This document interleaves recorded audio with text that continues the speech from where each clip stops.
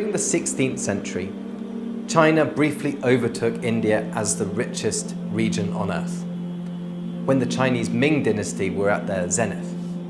I now want to look at the 17th century, as this was the last time that India had the world's largest economy, more than 25% of world GDP at the time. This was the period when the Spanish began to pour gold and silver from the Americas into the European economy, where it circulated and gave the Portuguese, the Dutch, and then the British, the gold and silver bullion that Europeans needed to sustain their appetite for trade with India. Over 3 centuries, trading settlements were established by Europeans extending right along India's shores, many of these involving arrangements with local rulers, and some requiring the firmans or the decrees from the Mughal court itself. On this map, you'll see the growth of the Mughal Empire in the 16th and 17th centuries, reaching its greatest extent at the death of Aurangzeb in 1707. Only the southernmost tip of India, including Thiruvananthapuram and the temple town of Madurai, for example, remained independent of the Mughal influence. The European settlements up and down India's coasts waxed and waned in importance over the centuries. But let's look at just how much activity there was along India's coasts by Europeans, especially during this period 1500 to 1800, and in particular the 17th century. Some of the more significant of the European settlements up India's west coast include Kollam near Thiruvananthapuram and the Padmanabhaswamy temple, the entrance to the backwaters of Kerala where so many spices could be grown, Cochin, famed to this day for its port and iconic Chinese fishing nets, Calicut, where Vasco da Gama had first landed in 1498 for the Portuguese, the French settlement of Mahe, Kannur, Mangalore, and the Portuguese stronghold of Goa. Then there are the 7 islands that the Greeks called 2,000 years earlier Heptanicia. The Portuguese called them Bombeia because of the good bay that could provide a place for their boats and ships to dock. This area was eventually given to King Charles II of England as dowry when he married the Portuguese Princess Catherine de Braganza in 1662. The British renamed it Bombay, and it rapidly became the British centre of power on the western coast. And today is India's commercial capital, renamed as Mumbai in 1995 and home of the Hindi cinema industry, Bollywood. The British presence actually began and was initially strongest in the early 17th century in Surat in Gujarat, where to this day 90% of all the diamonds in the world are said to be cut and polished. So if you're lucky enough to have some yourself, perhaps some earrings or an engagement or wedding ring, then the chances are that that stone, that diamond, passed through Indian hands in this town. As it happens, until diamonds were discovered in Brazil in the 18th century by the Portuguese and southern Africa in the 19th century, all the diamonds in the world up until that point had come from India. And finally, on either side of the Bay of Cambay, once a key water gateway to the Indus Valley civilization, we have the Portuguese settlements of Daman and Diu. Of course, south of India lies Sri Lanka, also an active centre of trade. First with the Portuguese in Colombo, Gaul and Mathura, then Trincomalee, before the Dutch gained control in the middle of the 17th century, a time when the Portuguese, partly distracted by the growing value of Brazil to them, began to lose their grip on India. Although amazingly, Goa, Daman and Diu remained under Portuguese control until 1961, making the Portuguese not just the first Europeans to establish permanent settlements in India, but also the last to leave. Up India's eastern coast, there were the Dutch in Nagapatnam, Pulicat, Masalipatnam or Machilipatnam, and Chinsur. Even the Danish had trading posts in Tranquebar in the southeast and Serampore in Bengal. In addition to the French settlement of Mahe on the west coast, the French were also present in Karikal, Yanam and Chandanagar. The centre of French power in India was in the south, in Pondicherry, which still has French street names to this day and a fusion cuisine to go with it. To the north of Pondicherry, the Portuguese, then the Dutch, and most importantly the British, settled in the area north and south of what is now called Chennai, known as Madras for more than 3 centuries. Further north on the western coast were the Dutch in Machilipatnam, the French in Yanam, and the British in Visakhapatnam. On the Hooghly River, one of the main distributaries of the mighty Ganges and Brahmaputra into the Bay of Bengal, the heart of India's fertile and wealthy Bengal. All the European powers at some point had trading settlements. Most importantly, the British, whose Fort William would become Calcutta and their capital in India until they moved it to Delhi in 1911. Being on the Bay of Bengal, the Hooghly River, and therefore the Ganges, meant that you could send boats all the way up the Ganges and the Yamuna to the centre of India through Uttar Pradesh, what is now Uttar Pradesh, and into the northwest.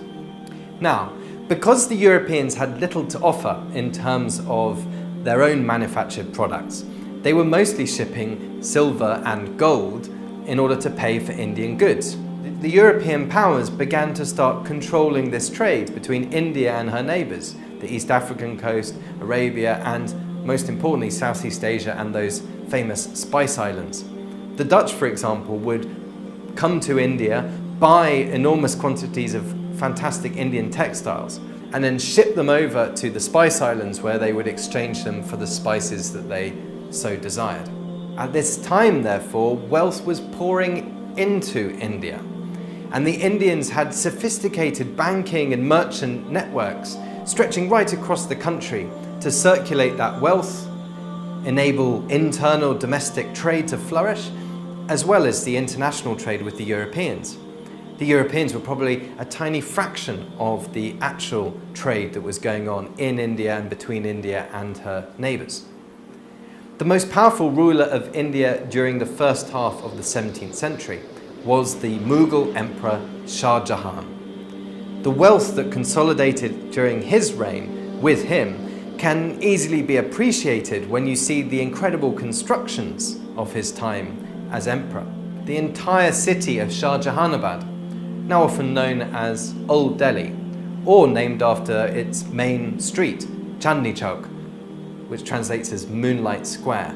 Today, this is still a bustling market, one of the largest wholesale markets in Asia and certainly the largest in North India. Chandni Chowk stretches through the city from Shah Jahan's Red Fort on the banks of the Yamuna River to the Fatehpuri Masjid. The street is now home to Jain temples, Digamba and Shwetamba, Hindu temples, a Sikh Gurdwara, and a church, as well as the mosque. In addition to the master plan itself, there is the glorious architecture of the Red Fort, including its famous walls. And most impressive of all is the Jama Masjid. So vast that its courtyard can hold more than 25,000 people praying at one time, as they regularly do to this day, especially for major festivals like Eid and the Friday prayers. However, Shah Jahan is best known for what he created 100 miles further south. Downstream of Delhi, along the banks of the Yamuna, is the city of Agra. For it is here that he built for his beloved wife Mumtaz Mahal, mother of 13 of his children, the extraordinary mausoleum we now know as the Taj Mahal. What do South Africa, Peru, Belgium, Persia, Afghanistan, Arabia, Tibet, China all have in common? Well, they all provided some of the materials used to build the Taj Mahal. So if we think of globalization as a new phenomenon, then how about that for a global supply chain? Demonstrating the global trade networks of the day, the Taj includes so many precious stones. There's the blue lapis lazuli from Afghanistan, green malachite from southern Africa, black onyx all the way from Belgium, turquoise from Tibet, green jade from China, and the remarkable orange-red carnelian from Arabia, which glows when light is shone on it. And where did the money come to pay for this? And perhaps the gold that made up the mighty finial that stood on top of the dome before the British removed it and replaced it with a bronze one in the early 19th century? Well, that almost certainly came from the silver and from the gold that the Spanish took out of the Americas and brought into the European economy from where it found its way through trade to India. Parts of the building are obviously made of local materials. There's jasper from Punjab, red coral from southern India, red sandstone, and that famous translucent white Makrana marble from Rajasthan. The chief architect himself was said to be the Persian Ustad Ahmed Lahori. I want to now just put in a few words about the Mughals. They were Muslims from Central Asia and came from fierce stock. Their founder Babur, who seized control of northern India in 1526, claimed to be descended from the legendary 14th century Timur, also known as Tamerlane, on his father's side, and the 13th century great Mughal himself, Genghis Khan, on his mother's side. The Mughals didn't practice primogeniture, where the eldest son would inherit. Instead, intense fighting would ensue, often involving lots of treachery, in the battle for succession to the throne. The most notorious empire of them all, Aurangzeb, in his quest for the throne, had his elder brother Darushika paraded naked on the back of an elephant through the streets of Delhi before he was then killed by his guards. Darushika was an amazing man. He translated Hindu Upanishad poetry into Persian and was a keen scholar of the Hindu philosophies as much as he was of his beloved Quran. Aurangzeb even imprisoned his father, who had favoured Darushika to succeed him. Aurangzeb therefore became ruler of the richest empire in the world.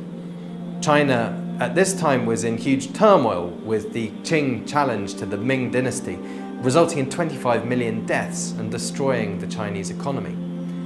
Aurangzeb was even referred to as Alamgir, the conqueror of the universe.